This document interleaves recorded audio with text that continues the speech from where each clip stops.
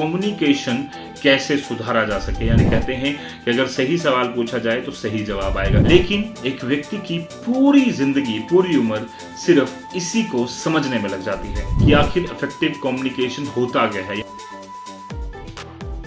कहते हैं क्या, कितना, कब, कहां और कैसे बोला जाए, अगर यही समझ आ गया तो कोई भी बहस, लड़ाई या जंग आसानी से जीती जा सकती है।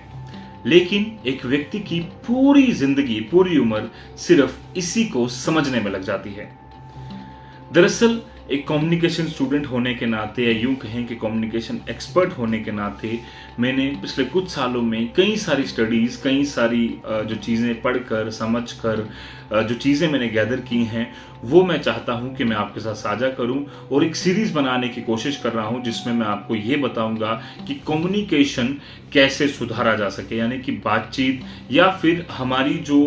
दिनचर्या में जिस तरह की भी ज़रूरतें हमें बातचीत करने में होती हैं, वो हम किस तरह से समझ सकें, उन्हें हम अच्छे से इम्प्लीमेंट कर सकें, और इफेक्टिव कम्युनिकेशन यानी कि बेहतर से सटीक और उतना कम्युनिकेशन जितना हमें ज़रूरी है, क्या उससे ज़्यादा ज़रूरी है, क्या उससे कम ज़रूरी है, अभी हम किस स्टेज पर हैं, क्या क्या चीज़ें हम और कर सकते हैं जिससे कि हमारी कम्युनिकेशन और अच्छी हो सकती है। इन सारी चीज़ों पर इन एपिसोड्स में मैं बात करना चाहता हूं। उम्मीद करूंगा कि ये सीरीज़ आपको पसंद आएगी। जिन जिन को भी इनकी ज़रूरत है, चाहे वो आप हैं, आपके दोस्त हैं, आपके परिवार वाले हैं, सबसे, क्योंकि अपने रिलेशनशिप से लेकर हर एक जगह ये कम्युनिकेशन, इफेक्टिव कम्युनिकेशन जो है वो ज़रूरी है। तो सबसे पहले कुछ नॉर्मल नोशंस या कुछ ऐसे सवालों की बात कर लेते हैं जो कि सबसे ज़्यादा हमारे दिमाग में आते हैं, हमारे जहन में आते हैं, जिससे कि हम पूछना चाहते हैं कि ये आखिर क्या है इफेक्टिव कम्युनिकेशन। सबसे पहला सवाल तो यही है कि आखिर इफेक्टिव कम्युनिकेशन होता क्या है, यानी कि इफेक्टिव कम्युनिकेशन क्या है, इसके क्या पैरामीटर्स होते हैं,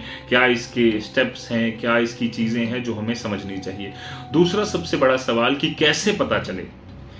कैसे पता चले कि हमारी जो कम्युनिकेशन है, यानी कि हमारी जो बातचीत है, हमारा जो बात करने का ढंग है, हमारी जो बात कम्युनिकेट करने का ढंग है, आगे बताने का ढंग है, वो कितना सही है, कितना इफेक्टिव है, कितना सटीक है। ये दूसरा सबसे बड़ा सवाल है। तीसरा सबसे बड़ा सवाल हमारे जहन में जो आता है वो ये है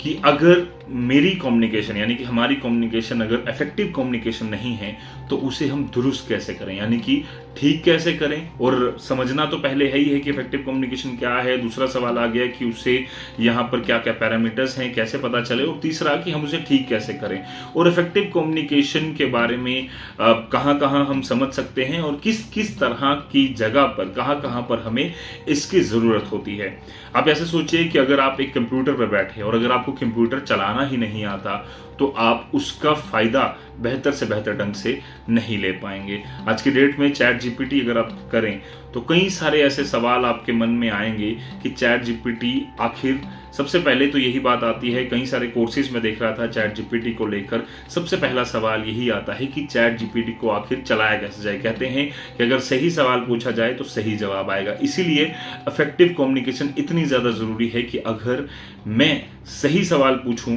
या पूरी जानकारी जो मुझे सामने मिल रही है, जो व्यक्ति मुझे पढ़ा रहा है, समझा रहा है या बात बताने की कोशिश कर रहा है, अगर वो सही ढंग से मेरे तक पहुंचती है तभी मैं उस पर एक्शन ले सकूंगा, उस पर कोई भी अपनी बात कर सकूंगा। किसी भी तरह से सटीक जानकारी जो मुझे देना चाहता है वो सही तरह तक मेरे तक पहुंच पाएगी। और कुछ और बड़े सवाल हैं, जैसे कि इसके लिए कोई लैंग्वेज बैरियर है कि क्या इफेक्टिव कम्युनिकेशन के लिए मुझे हिंदी समझनी है, इंग्लिश समझनी है, लोकल लैंग्वेज समझनी है, तो क्या ये भी कुछ ऐसे सवाल हैं जिसकी वजह से जो व्यक्ति के मन में आते हैं कि इफेक्टिव कम्युनिकेशन सही है, गलत है, उसको लेकर पैरामीटर्स हमारे डिसाइड होते हैं। दूसरा और भी बड़े सवाल आते हैं कि मैं एक अंडर कॉन्फिडेंट हूँ, इसे बेहतर कैसे किया जाए, क्या ऐसे स्पेशल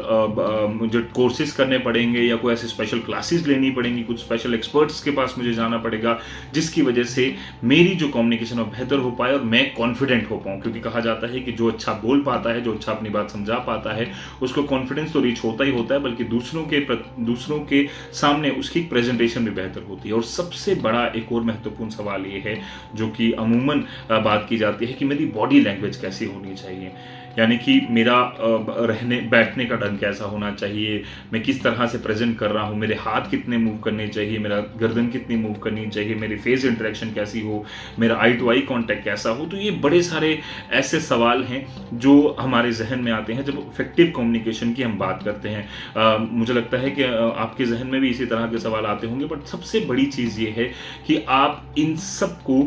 दुरुस्त कैसे करेंगे। यानी कि अगर मैं अंडर कॉन्फिडेंट हूँ तो मैं इसे दुरुस्त कैसे करूँगा, मैं उसे ठीक कैसे कर सकता हूँ, क्या क्या प्रैक्टिसेस मैं कर सकता हूँ। दूसरा, इफेक्टिव कम्युनिकेशन को और दुरुस्त करने के लिए क्या क्या चीज़ें मैं कर सकता हूँ। तीसरा, कि मैं अगर अच्छा नहीं हूँ किसी लैंग्वेज में तो उसके लिए मैं क्या कर सकता हूँ, और अगर मुझे ऐसी जगह पर हूँ जहाँ पर वो लैंग्वेज वहाँ पर नहीं है जो मुझे आनी चाहिए तो उस केसेस में मैं क्या करूँ। तो ये कई सारे ऐसे सवाल हैं जो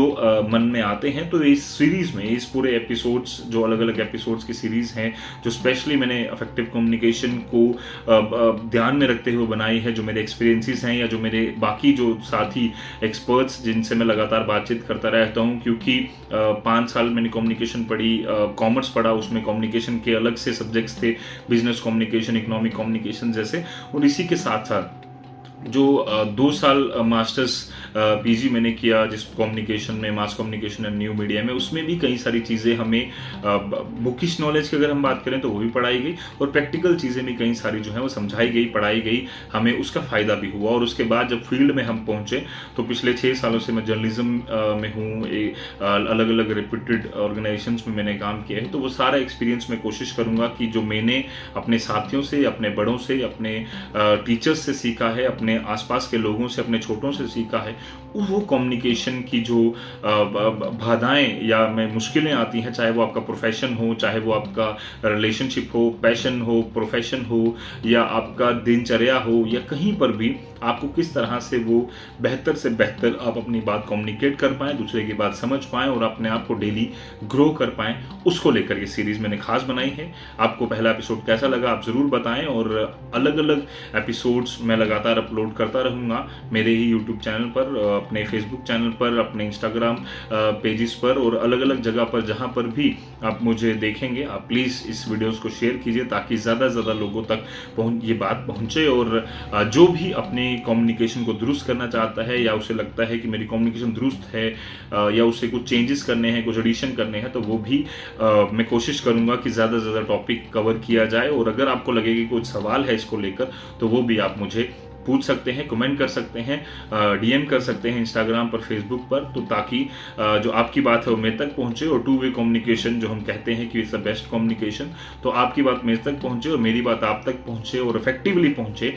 it's all about that, this series is all about that. Thank you.